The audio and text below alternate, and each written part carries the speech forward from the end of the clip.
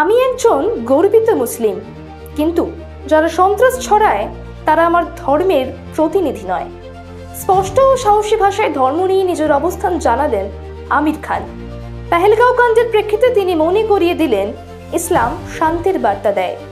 নিরীহ মানুষ হত্যা, নারী ও শিশুদের ওপর সহিংসতা ইসলামের সম্পূর্ণ নিষিদ্ধ। তার কথায় মুসলিম মানেই সন্ত্রাসবাদী, পাকিস্তানি মানেই শত্রু। এই ছাঁচে মানুষকে বিচার করা বিপজ্জনক। বহু আগেই সরফরোশের মতো ছবিতে এই বার্তা তুলে ধরেছিলেন তিনি। সেই ছবির অজয় সিং রাঠের শুধু পর্দার চরিত্র নয়, ভবিষ্যতের আইপিএস অফিসারদের অনুপ্রেরণাও বটে।